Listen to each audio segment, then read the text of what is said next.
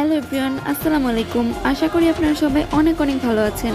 তো আজকে আবার চলে আসলাম আমার চ্যানেলে নতুন আরেকটি রেসিপি নিয়ে। সো রেসিপিটা হচ্ছে নবাবী সেমাই রান্না করার রেসিপি। সামনে যেহেতু ঈদ, আমরা কম বেশি সবাই কিন্তু সেমাই খেয়ে থাকি। তো আজকে রেসিপিটা সেই সেমাইয়ের রেসিপি। আর এই সেমাইটা হচ্ছে নবাবী সেমাই। তো আপনারা কিন্তু ঈদে অবশ্যই এটা ট্রাই করতে পারেন। তো আজকে আমি আপনাদের সাথে এটাই শেয়ার করব যে এটা কী করে খুব সহজেই রান্না করা যায়। তো শুরু করার আগে বলতে চাই, যদি আপনি আমার চ্যানেলে নতুন হয়ে থাকেন অবশ্যই কিন্তু চ্যানেলটা সাবস্ক্রাইব করে দেবেন। আর যদি ভিডিও ভালো লেগে থাকে তাহলে অবশ্যই লাইক করে দেবেন। তো চলুন দেখে নেওয়া যাক কী করে করি। তো এখানে আমি একটি সেমাইয়ের প্যাকেট নিয়ে নিয়েছি। মানে এটা হচ্ছে আমি অনলাইন থেকে অর্ডার করেছিলাম। আপনারা যে কোনো ব্র্যান্ডের লাচ্চা সেমাই নিলেই পারবেন। সো এটা দেখানোর একমাত্র কারণ হচ্ছে এটা হচ্ছে ভাজা লাচ্চা সেমাই। আপনারা বলতে পারেন এটার কালার এরকম কেন সেরকম কেন, তো তার জন্যই দেখানোর জন্য আর কি আমি একটু আপনাদেরকে দেখাচ্ছি যে দেখুন সেমাইটা কিন্তু এরকম। আর দোকানের সেমাইগুলো কিন্তু অন্যরকম হয়ে থাকে, যেমন ভাজা ছাড়াটা কিন্তু একটু হলুদ কালার হয়ে থাকে। সো তার জন্য আমি আর কি দেখালাম যে আপনারা কিন্তু চাইলে যে কোনো ব্র্যান্ডের নিতে পারেন, এটা কোনো ফ্যাক্ট না। সো তারপরে যে মেন কাজ সেটা হচ্ছে চুলায় আমি একটা প্যান বসিয়ে দিয়ে তাতে দিয়ে দিলাম বাটার। আপনার বাটার পরিবর্তে কিন্তু অন্য যে কোনো ঘি অথবা তেল ইউজ করতে পারেন। তো তারপরে বাটার দেওয়ার পর এখানে আমি কিছু কাজু বাদাম আর হচ্ছে কাজু বাদাম আর কাঠবাদাম আর হচ্ছে কিশমিশ দিয়ে দিলাম। তো তারপর এগুলোকে একটু ভালো করে একটু ভেজে নিব, হালকা ভেজে নিব আর কি। ভেজে নেওয়ার পর এখানে আমি আমার পরিমাণ মতো সেমাই দিয়ে দিচ্ছি। তো সেমাইটা দিয়ে এখন হচ্ছে আমি একটু নেড়ে চেড়ে এটাকে ভেজে নিব। আমি এটা বেশিক্ষণ ভাজবো না, কারণ আমার এটা কিন্তু ভাজা সেমাই। তো আপনারা যারা কিনা অন্য কোনো ব্র্যান্ডের নেবেন ভাজা ছাড়াটা, সেটা কিন্তু অবশ্যই একটু বেশিক্ষণ ভেজে নেবেন যেন ব্রাউন কালার চলে আসে। তো এই তো এটা দেওয়ার পরে এখন হচ্ছে আমি এখানে দিয়ে দিচ্ছি স্বাদ মতো চিনি, আর হচ্ছে এখানে দিলাম হাফ কাপ গুঁড়া দুধ। তো এটা দেওয়ার কারণ হচ্ছে এতে করে সেমাইয়ের টেস্টটা কিন্তু খুবই ভালো আসবে। তো এটা দিয়ে আবারও নেড়ে চেড়ে কিছুক্ষণ এটাকে ভেজে নিব। তো এই তো আমি এখানে ভিডিওটা ফাস্ট করে দিয়েছি, কারণ বেশি বড় হলে কিন্তু আপনারা দেখবেন না, তো তারই কারণে। তো তারপর এখন নেড়ে চেড়ে এটাকে আমি 15 মিনিটের মতো লো মিডিয়ামে রেখে ভেজে নিয়েছি। তো ভাজা শেষ। তো তারপরে এখন আমি এটাকে নামিয়ে একটা প্লেটে সেট করে নিচ্ছি। এই তো প্লেটে কিছু সেমাই দিয়ে প্লেটটাকে সেট করে নিব। তো কিছু সেমাই দিয়ে এখন এটাকে চেপে চেপে আমি প্লেটে সেট করে নিব সেমাইটাকে।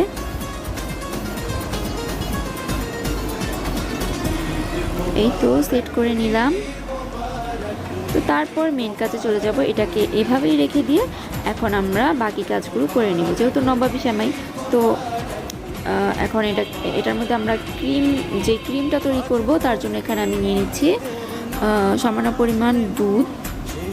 তারপরে দিয়ে দিচ্ছি এখানে 1 টেবিল চামচ হচ্ছে কর্নফ্লাওয়ার, আর এখন দিচ্ছি 2 টেবিল চামচ কাস্টার্ড পাউডার। এটা দেওয়ার ফলে কিন্তু ক্রিমি ভাব চলে আসবে দুধের মধ্যে। তো দিয়ে এখন আমি এটাকে ভালো করে মিশিয়ে নিব। দেখুন এর কালারটা কিন্তু চেঞ্জ হয়ে গিয়েছে। তো মিশিয়ে নিয়ে এখন আমরা চলে যাব চুলায়। তো চুলায় আমি একটা প্যান বসিয়ে দিয়ে তাতে হচ্ছে 3 কাপ দুধ দিয়ে দিয়েছি। এখন এটাকে জাল করে আমি 2 কাপ করে নিব। তো এই তো আমি অফ ক্যামেরায় এটাকে জাল করে 2 কাপ করে নিয়েছি। এখন এতে দিয়ে দিব সেই গুলিয়ে রাখা কাস্টার্ড পাউডার আর হচ্ছে কর্নফ্লাওয়ার।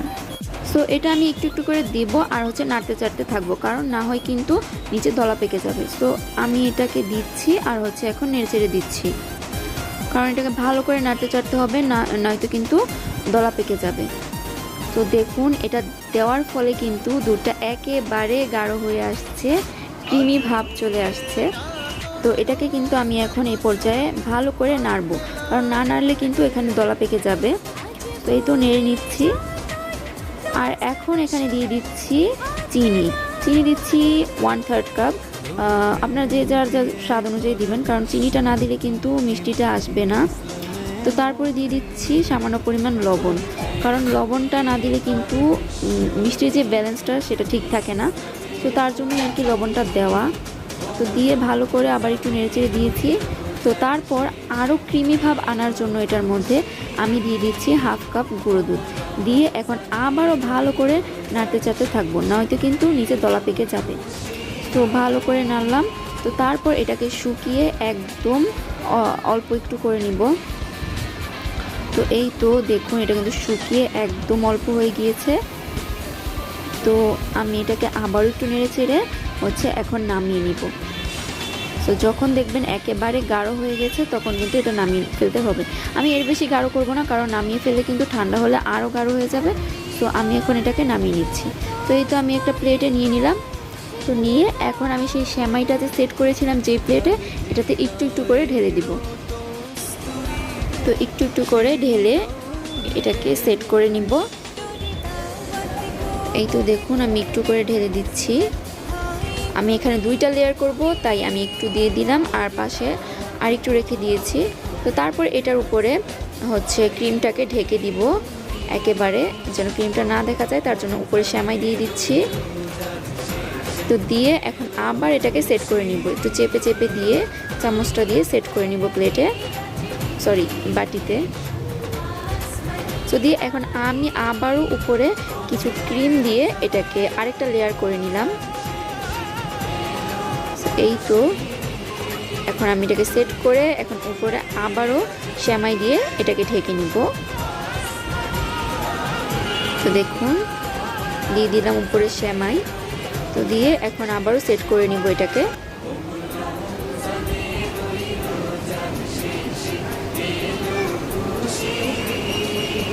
আপনারা কিন্তু অবশ্যই ঈদে এটা ট্রাই করতে পারেন, এটা কিন্তু খেতে ভীষণ মজা হয়।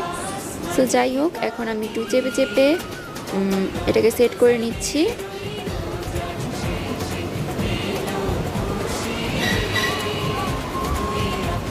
তারপর এখানে আমি দিয়ে দিব কিছু বাদাম।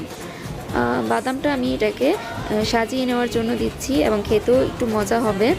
সো বাদাম দেওয়ার পরে কাঠবাদাম দিয়েছি, তারপরে দিয়ে দিলাম কিশমিশ, তারপরে দিব কাজু বাদাম। তো কাজু বাদামগুলো দিয়ে দিচ্ছি। তো দেখুন মাশাআল্লাহ খুবই সুন্দর লাগছে। তো এটা আমি এখন ঠান্ডা করতে ফ্রিজে রেখে দেব, মানে প্রথমে লো টেম্পারেচারে ঠান্ডা করে তারপর ফ্রিজে রাখবো 15 কি 20 মিনিটের জন্য। সো 15-20 মিনিট পরে দেখুন এটা দেখতে কতটা সুন্দর লাগছে। এখন এটা খাওয়ার উপযোগী। সো এখন আমি একটু নামিয়ে দেখাচ্ছি চামচ দিয়ে। এখন এরকম করে আপনারা কিন্তু নামিয়ে খেয়ে ফেলতে পারেন আর কি। তো দেখুন কতটা সুন্দর মাশাআল্লাহ। তো যারা আপনারা এখনও পর্যন্ত এই নবাবী সেমাই ট্রাই করেননি, অবশ্যই কিন্তু ট্রাই করে ফেলবেন আমার এই রেসিপিটি দেখে। আর এটা খেতে কিন্তু ভীষণ মজা হয়। আপনারা এটা যে কাউকে সার্ভ করতে পারেন, যে কেউ খেয়ে বলবে খুবই মজা হয়েছে। তো সামনেই যেহেতু ঈদ, আপনারা কিন্তু অবশ্যই বাসায় ট্রাই করবেন। আর আমার এই রেসিপিটি কেমন লাগলো সেটা কিন্তু অবশ্যই কমেন্টের মাধ্যমে জানাবেন। তো আজকের মতো এখানে বিদায় নিচ্ছি। সবাই ভালো থাকবেন, আল্লাহ হাফেজ, এবং সবাইকে ঈদের অনেক অনেক শুভেচ্ছা অ্যান্ড সবাইকে অগ্রিম ঈদ মোবারক। সবাই ভালো থাকবেন and thank you for watching.